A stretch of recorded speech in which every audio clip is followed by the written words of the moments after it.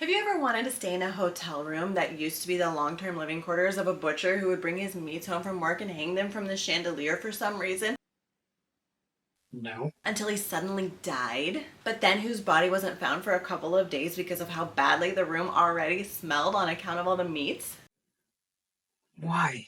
And now whose ghost haunts the room and sometimes touches guests with his cold, clammy hands? No. Awesome! Let's go! Hi, and welcome to AZ Unveiled, the place where I deep dive all of Arizona's dark, spooky, and sometimes straight up weird history. I'm Emily, your resident obsessive researcher and all-around spooky enthusiast. I've spent a lifetime being interested in the creepy and unusual, to the point where my mother became mildly concerned for my mental well-being as a child. But now I'm channeling my love of the dark and unnerving into uncovering the most intriguing mysteries and chilling locations all around Arizona. And if you're like me, when you hear about a haunted location, you immediately want to go check it out. You grab your favorite road trip snacks, something sweet, something salty, and something caffeinated. Cue up your road trip playlist, think the entire lineup of the 2002 Vans Warped Tour, and fire up your GPS. You've got your favorite hoodie, and you're ready to go. But then you find out that the haunted location is actually on private property or has been condemned for safety reasons. Just the fucking worst, right? There's nothing more disappointing than psyching yourself up for a night of terror and jump scares only to be thwarted by things like trespassing laws or safety regulations. So I've decided to do a series on completely open to the public, mostly safe, spooky places that you can go visit right fucking now. So go already. Wait, no. Scratch that, come back, finish watching the video first, and then go. And while you're at it, hit that like and subscribe button down there somewhere to make sure you get all of the future spooky recommendations. I'm kicking this series off with one of the most notoriously haunted hotels in all of Arizona, second only maybe to the infamous Jerome Grand Hotel, which I'll get to in a future episode. But today, we're talking about a hotel that was built to be a luxurious retreat for the most elite stars and politicians alike, but later would become a cover for much more nefarious activities. Within its walls, it hid a Prohibition-era speakeasy, underground opium dens, and would become the scene of numerous deaths, even a few murders. Welcome to the Hotel Monte Vista in Flagstaff, Arizona. The Monte Vista was built in 1927 after the opening of Route 66 created a boom in tourism for northern Arizona. The hotel began its life as a true pillar of the community, almost quite literally. The hotel was paid for by public funds and investments from prominent Flagstaff citizens. Also a hefty donation from author Zane Grey. If you're not familiar with Zane Grey, just know that he was one of the most famous and prolific authors of Western stories, like, ever. He had more than 90 published books with an astounding 112 film adaptations of those books. Not surprisingly, he was one of the first authors to become a millionaire. So you could say he was kind of a big deal. He probably had many leather-bound books. He was also a dentist.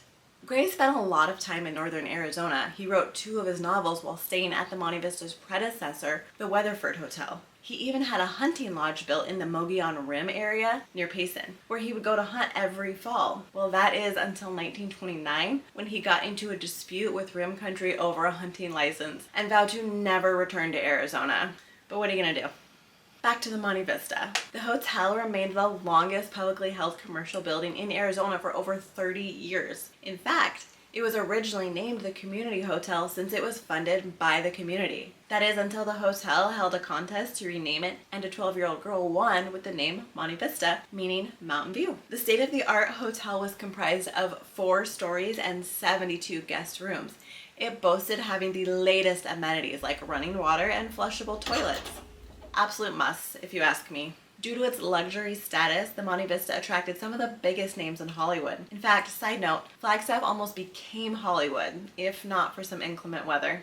A couple movie producers came to Flagstaff because they felt it would be the perfect backdrop for the new Western film that they were shooting called The Squaw Man. They even thought it would be a great location for a permanent studio. But the day that they arrived, it was cold and rainy, and then a snowstorm hit. And then there was the ongoing range war between the sheep herders and the cattlemen over the land, and that was the last straw. The producers skipped on Flagstaff and moved to Los Angeles. But anyway, I'm getting off track again. Even though Flagstaff didn't become Hollywood, many movies were still filmed there. which led to the Monte Vista becoming a temporary home to many celebrities throughout the years, including Bob Hope, Bing Crosby, even Michael J. Fox. In fact, Western movie legend himself, John Wayne, was one of the first known people to have a ghostly encounter at the Monte Vista. Wayne filmed a number of movies in Flagstaff, including Flying Tigers, which was released in 1942, and Angel and the Bad Man, released in 1947. While filming, he would frequently stay at the Monte Vista, and one night Wayne came back to the hotel, presumably after a long day of filming, and told the front desk he did not want to be disturbed, as he planned on going straight to bed. Hold all my calls. A mere 30 minutes later, his peaceful slumber would be disturbed by a knock at the door. Wayne, understandably irritated, grumbled, "Who is it?" only to be answered by a call of, "Housekeeping, you want towel?" Well, they called room service, but you get the idea. Now, even more irritated, Wayne rushed to the door, threw it open. What kind of hotel is this? But his anger would quickly turn to confusion because when he opened the door, no one was there.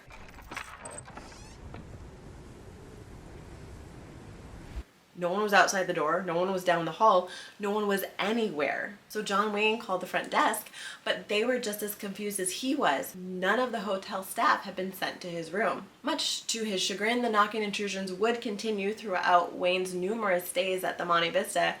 "Housekeeping, you want mint for pillow?" And eventually he just learned to live with it. This particular ghost has since been affectionately named the Phantom Bellboy. In fact, many guests of the Monte Vista have experienced the Phantom Bellboy's knocking. A few claim to have even seen him. According to the hotel website, a housekeeper reported to seeing a young male in an old-fashioned red coat with brass buttons walking up and down the halls. Now, some have speculated that this ghostly bellboy might actually be one James Haller, who moved to Flagstaff in 1927 and worked at the Monte Vista as a porter up until 1931. A porter would be the one who not only brings the guest's luggage up to the room, but would also retrieve and deliver anything that the guest might request. And given that Haller's employment at the Monte Vista coincided perfectly with Prohibition, it's not unreasonable to think that he may have been making some less than legal deliveries to the rooms. Not only that, but the Monte Vista was actually running a speakeasy at the time, under the cover of a newspaper publishing house where the cocktail lounge is now. But wait, it gets worse. The Monte Vista's basement was connected to a series of tunnels that ran throughout downtown Flagstaff. These tunnels were rumored to house moonshine distilleries, gambling machines, and even opium dens. This place is gonna have everything. Ghosts, ghouls, goblins. A clandestine location full of illicit activities is the perfect recipe for a haunting. All that's missing is a dash of murder.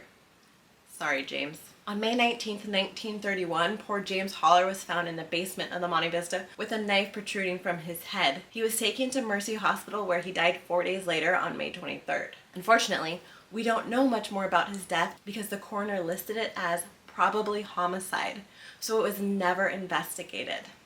Are you freaking kidding me? Probable homicide? Do you know how unlucky you would have to be to accidentally fall on a knife with your temporal lobe? But anyway, I know he didn't technically die at the Monte Vista, but I feel like being stabbed in the head on the grounds is enough of a traumatizing incident to form an attachment to the place. Despite how he died though, if James Haller really is the Phantom Bellboy that haunts the hotel, he is widely regarded as a friendly spirit who means no harm. He can most often be found hanging around room 210 and generally just wants to offer room service. But let me tell you, he's a better ghost than I would ever be. Because if I got stabbed in the head while I was just trying to do my job, I would be haunting everybody in there.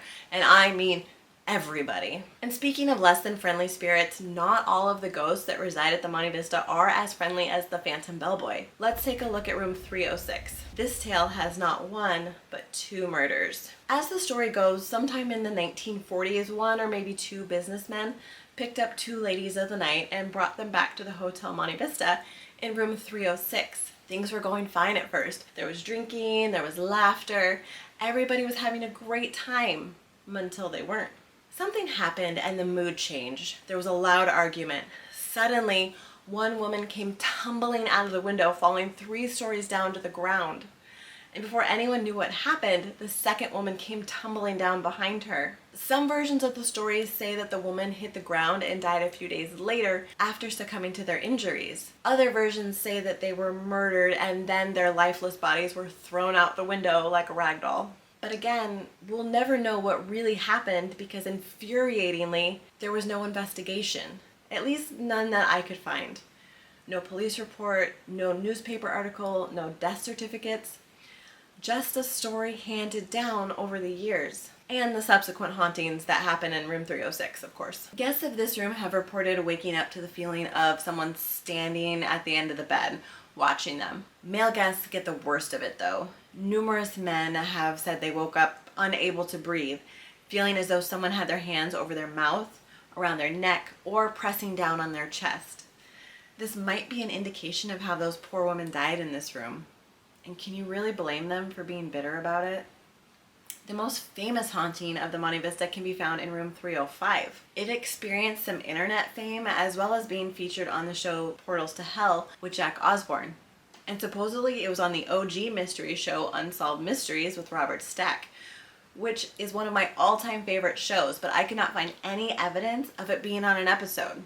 So if you know which one it is, please, for the love of all that is spooky, let me know. Room 305 is considered to be the most actively haunted room in the hotel, and that's thanks to the infamous rocking chair. The stories say that an elderly woman who was a longtime boarder at the hotel would sit in this rocking chair for hours and hours just staring out the window and eventually died in that very chair. The details of this story are convoluted though.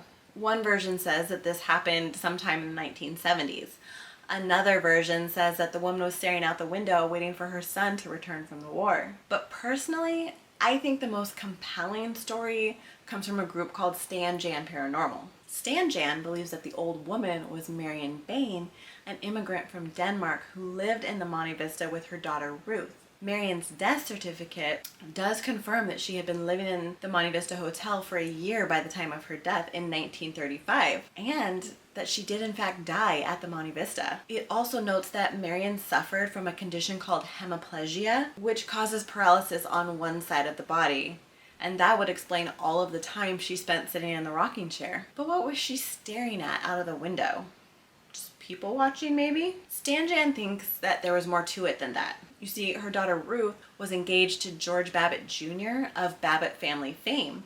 And if you're not familiar with the Babbitt family, the five brothers, including George Babbitt Sr., practically ran Flagstaff in the late 1800s. They established one of the largest cattle ranches in the Southwest, opened a general mercantile, and over 20 trading posts. They were also well known for their efforts in environmental conservation and frequently giving back to Northern Arizona community. So back to Ruth, who was engaged to George Babbitt Jr. and was caring for her ailing mother. Ruth would probably want to stay near her mother in case any emergency happened, so she would probably want to work close by. And if we look directly across the street from the Hotel Monte Vista, well, wouldn't you know it, there's the Babbitt Mercantile. And from the Mercantile, if you look up, you can look straight at the window for room 305. So while Ruth was working, she could keep an eye on Marion at the window. And while we can't say with 100% certainty that Marion died in the rocking chair, I think there's a very strong argument to be made here. And it would explain the hauntings. The most common claims are that the chair moves by itself, particularly if it's moved from the old woman's preferred spot right by the window. Some people have even claimed to see the old woman sitting in the chair. Still others have heard knocking coming from the closet or smelled the scent of lilacs in the room. So that's kind of nice. This next story brings us forward in time to the 1970s. 3 men robbed a bank not too far from the Monte Vista, and it was a close one. The police were on them. One of the men was even nicked by gunfire in the scuffle, but they got away. Just a flesh wound. The men decided to stop at a bar to celebrate their victory and newfound riches. They made their way to the cocktail lounge at the Monte Vista. Their excitement was high as they ordered around, toasting to the narrow escape. But as they knocked back their first drink, they quickly began to realize that not all of them were as lucky as they had thought. The man who had been nicked by gunfire died at the bar before he even finished his first drink. I don't know how true this one is. Again, I could not find any newspaper articles about the robbery nor death certificates of someone dying of a gunshot wound in the cocktail lounge, but Arizona was the Wild West. Plenty of men died from plenty of gunshot wounds in plenty of bars throughout Arizona's history. So it's not entirely implausible. Regardless of who, when, or exactly how this happened, there is a spirit that haunts the cocktail lounge. And not just those bottom shelf kinds. Okay, that was really bad. I'll see myself out. Bartenders have reported being greeted by a friendly "good morning" on many occasions, despite no one else being in the bar. Others have noticed glasses and stools being moved around seemingly on their own. And a lucky few have even noticed a lone man sitting at the end of the bar, only for him to disappear into thin air. Okay, I saved my favorite story for last. I like this one just because it's so odd, but I will say up front that there is disappointingly little information in this backstory. So this particular spirit is known as the Meat Man. Why, you might ask? Well, this gentleman, who was yet another long-term boarder of the Monte Vista back in the 1980s, was believed to have been a butcher by trade, a perfectly normal occupation. But the odd part is that he would bring large cuts of raw meat home with him and hang them from the chandelier in his room. Why, you might be asking again? Well, I don't know. No one knew. Maybe to make jerky, hopefully? As you can imagine, the room smelled bad. So bad that no one noticed when his dead, decomposing body had been lying in that room. It was 3 days before anyone found him. And it seems like he never really left. Now he just likes to get up to all kinds of poltergeist shenanigans. Evil shenanigans. Sometime shortly after the Meat Man passed, a maintenance worker was doing some repairs in the room. It needed a new light fixture, probably because the last one had a bunch of raw meat juice on it. So the maintenance worker turned off the light, left the room, locked the door behind him, while he went to go get a new meatless fixture. Upon his return to the room, he found the TV on full blast and the sheets and blankets chaotically thrown about the room. The spirit was probably angry because someone touched his meat light. Subsequent guests have also reported the TV seemingly having a mind of its own, as well as hearing voices, coughing, and laughter. Worse still, though, are the reports of guests being touched by cold, clammy hands. Apparently, this most frequently happens to female guests. Sorry, ladies. But if you do want to spend a night with the Meat Man, he's in room 220. The remaining stories have very little information to tie to any real-life connections, but I don't want to just leave them out. So I'll just do a quick highlight reel. First up is one of the more common occurrences, particularly among staff, and that is hearing a baby crying in the basement. There's certainly no record of a baby being in the basement for any period of time, and considering that the basement used to be full of distilleries and opium dens, there really should not have been any babies down there. You have a baby! In a bar! But while we're talking about the basement, one of the other frequent sightings down there is the Shadow Man, which is exactly what it sounds like. A large, shadowy figure that just sort of lurks about. I couldn't find any specifics on what he does, just that he seems unfriendly and menacing. Now, see, to me, this one would make more sense as James Holler. He's in the basement where Holler was stabbed in the head, and he's f***ing pissed. Some people think James Holler might also be the phantom elevator attendant, as he is another friendly spirit just going about his job, just like the bellboy. The ghostly elevator attendant has been known to ask people what floor they need to go to. Hi. What floor? Excuse me? What floor do you want? Or to appear as just a disembodied hand closing the elevator gate. But my money is still on Holler being the pissed off basement ghost. Then there's a little boy who randomly appears in the hallways. I couldn't find much about him either, just that he's an apparition that can be seen walking the hallways and seems to be talking to someone that no one else can see. The little boy has also been known to try to hold the hand of passing guests, which is pretty cute. And we'll end with a happy one. Last but certainly not least is the dancing couple. This haunting is an apparition of a man and a woman dressed in formal attire happily dancing away by the jukebox in the cocktail lounge. Not a care in the world. Or afterworld. Okay, I lied. There's one more quick one. This story comes from the book Arizona's Haunted Route 66. Author Debbie Branning recounts the story of a woman who'd been staying at the Monte Vista. This woman, who had assuredly heard the legends, was taking pictures throughout the hallways on the 3rd floor. She noticed a man passing by, and wanting to be courteous, she stopped taking photos and waited for the man to pass. She watched him walk up to room 309, pause to unlock the door, but then he just walked straight through without ever actually opening the door. And she recalled the ghostly man bearing a remarkable resemblance to famous Western and noir actor Alan Ladd. And wouldn't you know it, I have to admit I was pretty disappointed when I read this story, because I actually stayed in room 309 when I visited the Monte Vista, and I didn't experience any cool disappearing man. In fact, I didn't have any ghostly experiences at all. But I'm certainly willing to try again. Maybe not the Meat Man room though. I don't know about that one. If you're still here, thank you so much for watching. I appreciate you being here on this paranormal journey with me. And if it's not too much trouble, please hit those like and subscribe buttons down there before you go. I have so many more tales of dark and unusual Arizona history to tell you. I can't wait until we meet again. One more time, I'm Emily and this is AZ Unveiled. Stay spooky and weird.